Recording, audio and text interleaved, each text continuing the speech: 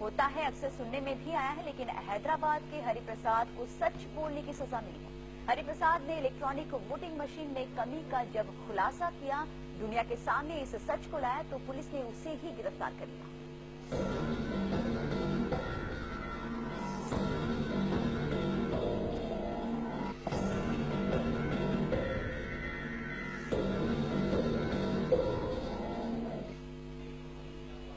ये वो मशीनें हैं जिनकी बदौलत इस देश की जनता ने अपने नेताओं का चुनाव किया है, लेकिन कोई चाहे तो इन मशीनों से झूठ भी बुलवा सकता है।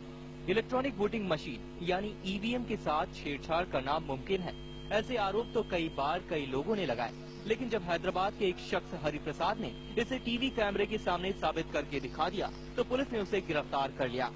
एक गवर्नमेंट ऑफिसर जो चाहता था कि ये एक्सपोज किया जाए, उसने एक मशीन इनको दी है और बहुत उसने अच्छा काम किया है।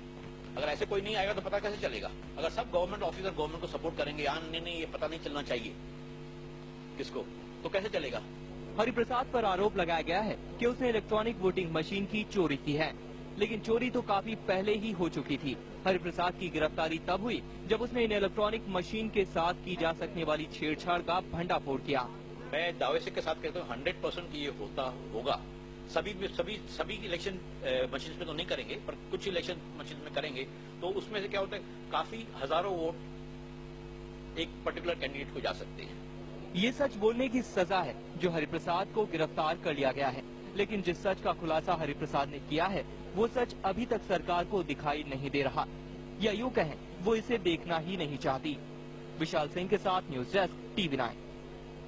और इसी पर चर्चा के लिए इस वक्त हमारे साथ जुड़े हैं आरटीआई एक्टिविस्ट फिरोज मीठी बोलवाला, और उन्हीं से बातचीत करेंगे। फिरोज जी, सच्चाई आपने देख ली कि हरिप्रसाद को सच बोलने की सजा मिली है, क्या ऐसे में आपको लगता है कि बाकी जो आरटीआई एक्टिविस्ट है वो इस तरह का सच अगर सामने लाना भी चाहते हैं तो इस मामले को देखकर चुप बैठ जाएंगे?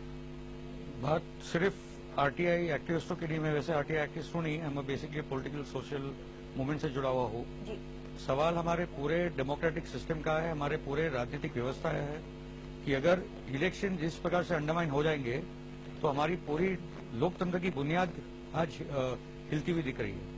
आज हरिप्रसाद इस देश के लिए उन्होंने बहुत बड़ा नेक काम किया है, एक हीरो है हमारे समाज के, मगर जिन नेताओं की और जो करप्ट ब्यूरोक्रेसी का उसने जो पर्दाफाश किया, उसकी सजा आज हरिप्रसाद को मिल रही है। और हमारी जिम्मेदारी बनती है, भारतीय समाज की जिम्मेदारी बनती है कि लोग उठ खड़े हो हरिप्रसाद के लिए, उसके रिहाई के लिए हम लोग आवाज उठाए, और ईवीएम मशीन की तहकीकात हो, वो हमारी डिमांड होनी चाहिए। ये बहुत खुलकर हमको अभी सड़कों पे आना होगा। तो फिरोज जी, क्या लगता है आपको कि एक इंसान जो सच लाने की कोशिश में लगा रहता है और उसके बाद जब वो सच दुनिया के सामने लाता है तो उसे बजाय किसी इनाम देने के, अवार्ड देने के, इस तरह से जेल में डाला जाता है? इसका मतलब स्पष्ट है कि हमारे पॉलिटिकल सिस्टम में इस किस्म की कुछ शक्तियां हैं जो चाहती कि ये ईवीएम सिस्टम से अभी हमारे चुनाव लड़े जाए, और ये अलग अलग पार्टियों में इस किस्म के लोग मौजूद हैं।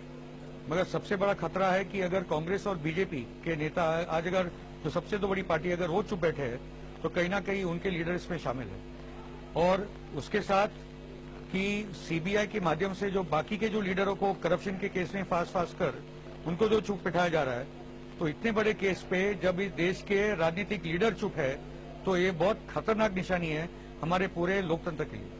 तो क्या लगता है आपको कि इलेक्ट्रॉनिक वोटिंग मशीन जो इससे पहले के चुनावों में इस्तेमाल की जा चुकी है, क्या आप मानते हैं कि उसमें धांधली हुई होगी?